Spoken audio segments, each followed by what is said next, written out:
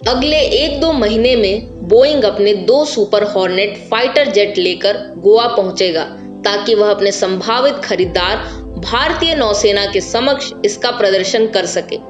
Boeing दावा कर रहा है कि FA-18 सुपर हॉर्नेट विमान को विमान वाहक पोतों पर परिचालन के लिए विशेष रूप से तैयार किया गया है और वह भारतीय नौसेना के विमान वाहक पोतों पर परिचालन के योग्य है।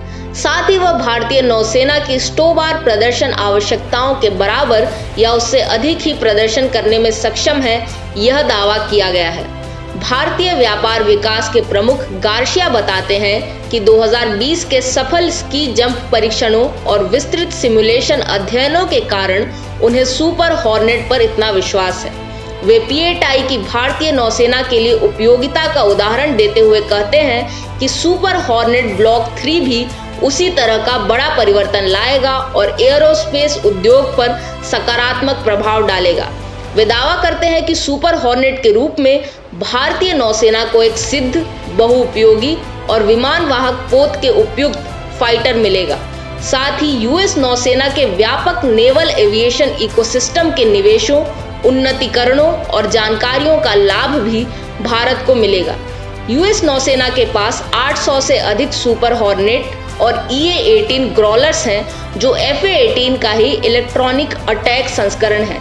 जो नई ब्लॉक 3 कॉन्फ़िगरेशन है वह भारत के समुद्री हितों की रक्षा के लिए उपयुक्त है, बोइंग ने दावा किया। बोइंग का कहना है कि इंडो पैसिफिक क्षेत्र को सुरक्षित करने के लिए सुपर हॉर्नेट और P-8I भारतीय एवं US नौसेनाओं में इंटरऑपरेबिलिटी के अवसर भी खोलेंगे। साथ ही ब्लॉक 3 सुपर हॉर्नेट में एडवांस्ड नेटवर्किंग और ओपन आर्किटेक्चर डिजाइन है जो भारतीय नौसेना के P-8I और अन्य US मूल की परिसंपत्तियों को साथ काम करने देंगी और उभरते खतरों के विरुद्ध नई तकनीकों को शीघ्रता से स्वीकार करेंगी। बोइंग का यह भी दावा है कि सुपर हॉर्नेट को खरीदना सस्ता पड़ेगा और प्रति उड़ान घंटे के हिसाब से भी उसकी लागत US बलों के किसी भी सामरिक विमान, यहाँ तक कि एकल इंजन फाइटर से भी कम है। ऐसा इसलिए क्योंकि फाइटर को सरल रखरखाव और दीर्घ अवधि की सेवा के लिए डिजाइन किया गया है। FA-18 सुपर हॉर्नेट के अलावा बोइंग P-8I 15EX हवा में तेल भरने के लिए KC-46 टैंकर और ISR क्षमताओं के लिए भी नई दिल्ली से वार्ता कर रहा है। गार्सिया ने P-8I पर बल देते हुए कहा कि भारतीय महासागर क्षेत्र में लंबी दूरी की समुद्री निगरानी और पनडुब्बी रोधी युद्ध तंत्र की आवश्यकताएं हैं।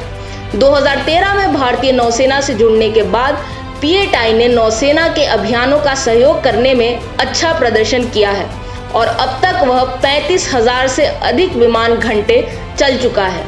P-8I योजना से भारत में कंपनियों को औद्योगिक लाभ हुआ है और रोजगार के अवसर उत्पन्न हुए हैं, क्योंकि बोइंग आपूर्ति श्रृंखला का भाग बनकर ये P-8 समेत BDS उत्पादों के लिए जटिल पुर्जे और भाग बना रहे हैं। भारत में बोइंग के 3,500 कर्मचारी हैं और उसके आपूर्ति श्रृंखला साझेदारों के साथ 7,000 अतिरिक्त लोग काम कर रहे हैं। $1 अरब का उत्पाद बोइंग भारत से लेता है, जहां 275 आपूर्तिकर्ता बोइंग विमानों के पुर्जों का निर्यात करते हैं। बता दें कि फ्रांसीसी रफाल के नौसेना संस्करण को सुपर हॉर्नेट का प्रमुख प्रतिद्वंदी माना जा रहा है।